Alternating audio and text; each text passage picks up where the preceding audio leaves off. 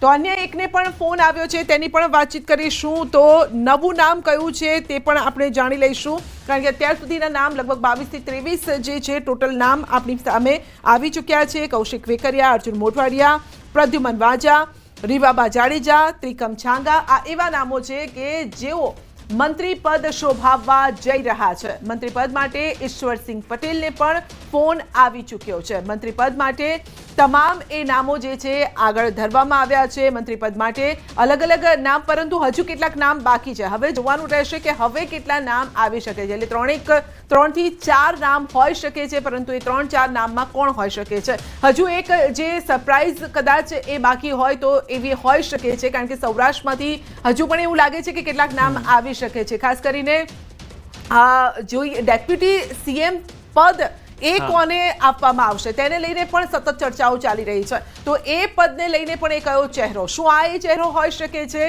કારણ કે હર્ષ સંઘવીએ સતત કામ કર્યું છે, સતત ગ્રાઉન્ડ ઉપર રહ્યા છે, લોકોની વચ્ચે રહ્યા છે. સુરક્ષાની વાત હોય, ગૌતમ આપણી સાથે જોડાઈ ગયા છે. જી ગૌતમ, હવે કેટલા નામો બાકી છે? લગભગ 22 થી 23 નામ તો આવી ચૂક્યા છે, એટલે 3 નામ હજુ પણ હોઈ શકે, 3 થી 4 નામ, અને એ કયા હોઈ શકે?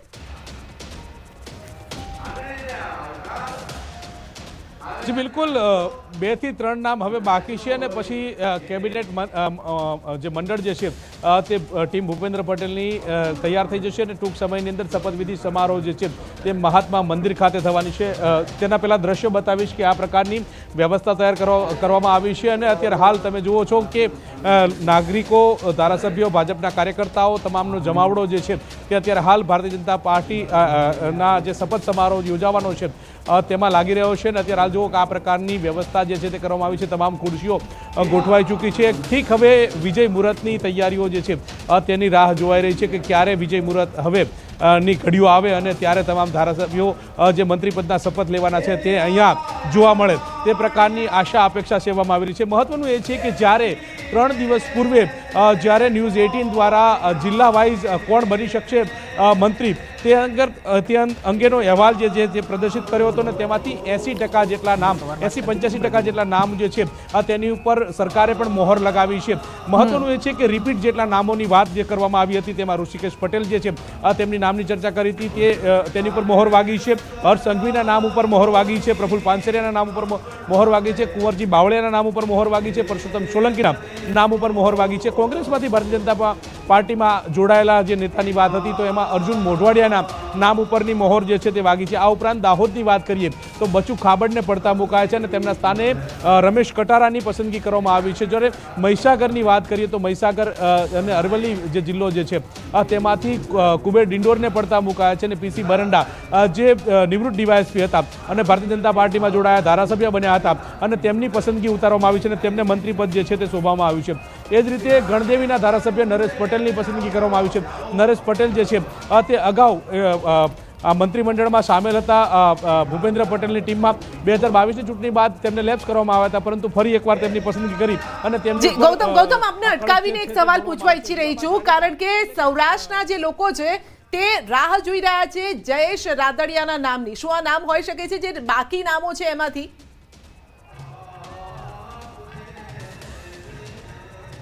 જી બિલકુલ, અનેક અટકળો ચાલી રહી છે, અનેક સંભાવના જે છે તે સેવામાં આવી રહી છે, પરંતુ હજુ સુધી આ સસ્પેન્સ જે છે તે યથાવત રીતે જોવા મળી રહ્યું છે. કારણ કે સૌરાષ્ટ્રની વાત કરીએ તો આમ જોવા જઈએ તો રીવાબા જાડેજાનું નામ જે છે તે સૌરાષ્ટ્રમાંથી આવ્યું છે.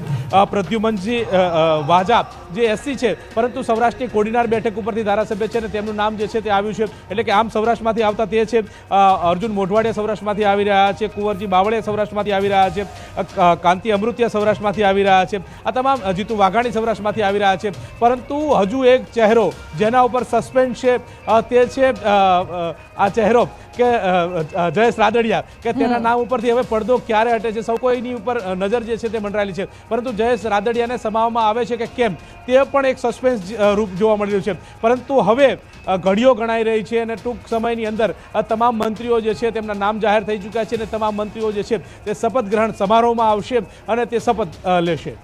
બિલકુલ, કારણ કે અત્યાર સુધીનું જે અપડેટ આપી દઈએ, ખાસ કરીને સૌરાષ્ટ્રનું જો અપડેટ આપી, આપ અમારી સાથે જોડાયેલા રહેશો. સૌરાષ્ટ્રના 8 ધારાસભ્યોને ફોન આવ્યો અત્યાર સુધીમાં. જે વાત કરીએ તો 3 ઓબીસી, 2 લેઉવા પાટીદાર, 1 કડવા પાટીદાર, 1 ક્ષત્રિય, 1 દલિત સમાજ. ઓબીસી સમાજમાંથી પરસોત્તમ સોલંકી, કુંવરજી બાવળિયા, અર્જુન મોઢવાડિયા છે. લેઉવા સમાજમાંથી જીતુ વાઘાણી, કૌશિક વેકરિયા. કડવા પાટીદાર સમાજમાંથી કાંતિ અમૃતિયા. ક્ષત્રિય સમાજમાંથી રીવાબા જાડેજા. દલિત સમાજમાંથી ડોક્ટર પ્રદ્યુમન માંજા. પ્રદ્યુમન માંજાને ફોન આવતા ભાનુબેન બાબરિયા માટે આ કપરા ચઢાને એટલે એ નામ બાકા જે રીતે આપ પણ કહી રહ્યા છો. કૌશિક વેકરિયા, જીતુ વાઘાણીના નામની જાહેરાત થતા રાઘવજી પટેલ માટે કપરા ચઢાણ અને જયેશ રાદડિયાની નામની જે ચર્ચા છે કદાચ એનો છેદ ઉડાઈ પણ શકે છે. કદાચ આપણે વાત કરી રહ્યા છે. રાઘવજી પટેલ, ભાનુબેન બાબરિયાનું નામ કાપવાનું નક્કી છે તેવું આના પરથી લાગી રહ્યું છે, આ લિસ્ટ પરથી. કાંતિ અમૃતિયાના નામની જાહેરાત થતા સંજય કારડિયાના નામનો પણ કદાચ છેદ ઉડાઈ રહ્યો છે. આપની પાસેથી અપડેટ પણ મેળવીશું. અને ગત મંત્રીમંડળમાંથી સૌરાષ્ટ્રમાંથી મહિલા ચહેરો ભાનુબેન બાબરિયા હતો, તેની સાથે મહિલા ચહેરો રીવાબા જાડેજા આ વખતે જોવા મળી રહ્યો છે. આ જે ગણિત છે ગૌતમ, તે અંગે શું કહેશો?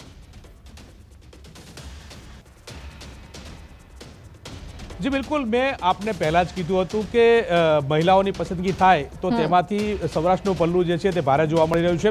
કારણ કે ભાનુબેન બાબરિયા પણ સૌરાષ્ટ્રમાંથી આવતા હતા, રાજકોટથી આવતા હતા. હવે એક જિલ્લો પાછળ જોવા મળી રહ્યો છે, એટલે કે જામનગર જિલ્લાને આ મહિલા પ્રતિનિધિત્વ મળ્યું છે અને તેના કારણે રીવાબા જાડેજાની પસંદગી કરી હોય તે પ્રકારે લાગી રહ્યું છે. આમ જોવા જઈએ તો મેં તમને કીધું હતું કે આમ ક્રિકેટર જે રવિન્દ્ર જાડેજા છે એટલે કે સેલિબ્રિટીના વાઇફ છે, એટલે કે ભારતીય જનતા પાર્ટીમાં પણ એ સેલિબ્રિટી માફક પણ તમામ લોકો તેમને જોતા હોય છે અને તેના કારણે તેમને પ્રાધાન્ય આપવામાં આવ્યું છે. હવે વાત એ છે કે તેમને કયું ખાતું ફાળવવામાં આવે છે તે ઉપર હવે સૌ કોઈની નજર મંડરાયેલી જોવા મળી રહી છે. કારણ કે જેમને વિધાનસભાની અંદર પણ સાંભળતા જોયા છે, તેમની એક આગવી છટા જે છે તે જોવા મળી છે.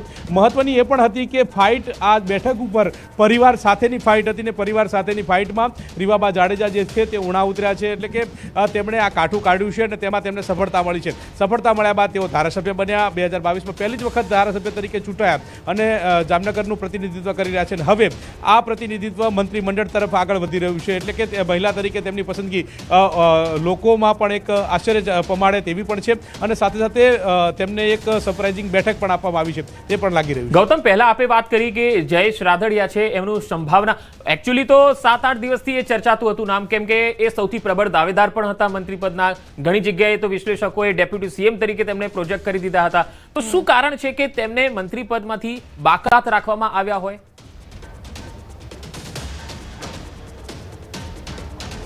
જી બિલકુલ, આમાં બે શક્યતા જે છે તે સેવવામાં આવી રહી છે. આમ જોવા જઈએ તો સૌરાષ્ટ્ર જે છે તે લેવા પટેલ સમુદાયના લોકોનો ગઢ ગણાતો હોય છે. જ્યાં લેવા પટેલ સમુદાયના લોકો જે છે તે મોટા પ્રમાણની અંદર વસવાટ કરે છે અને તેના કારણે જ જીતુ વાઘાણીને લેવા પટેલમાંથી આવે છે અને તેમને ઉતારવામાં આવ્યા છે, એટલે કે ફરીવાર તેમને ચાન્સ આપવામાં આવ્યો છે.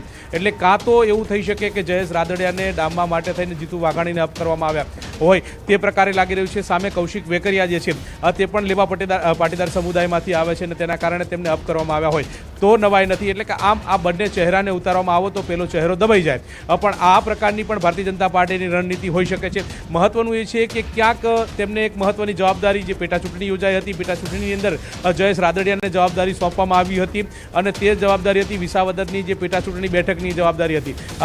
તેમને પ્રભારી બનાવવામાં આવ્યા હતા, પરંતુ તે બેઠક ભારતીય જનતા પાર્ટી આંચકી ન શકી. ભારતીય જનતા પાર્ટીના ખોળે આ બેઠક ન રહી, એટલે કદાચ એના કારણે બી તેમનો સમાવેશ ન કરે તો પણ નવાઈ નહીં. એટલે ભારતીય જનતા પાર્ટી આમ જોવા જઈએ તો સરપ્રાઇઝિંગ ચહેરાની વાત કરે છે અને લેવા પાટીદારના પ્રભુત્વ માટે થઈ અને અન્ય લેવા પાટીદાર લોકોને પસંદગી કરી અને જયેશ રાદડિયાને ન પણ કરે, આ પ્રકારની અસમંજસતા સેવાઈ રહી છે. પરંતુ હજુ શપથવિધિનો સમય થયો નથી. ત્યાં સુધી હજી 3 નામ આવવાના બાકી છે, પરંતુ અત્યાર સુધી ગૌતમ જે નામ આવ્યા છે તેમાં વિસ્તાર આધારિત આપણે વાત કરીએ, ઉત્તર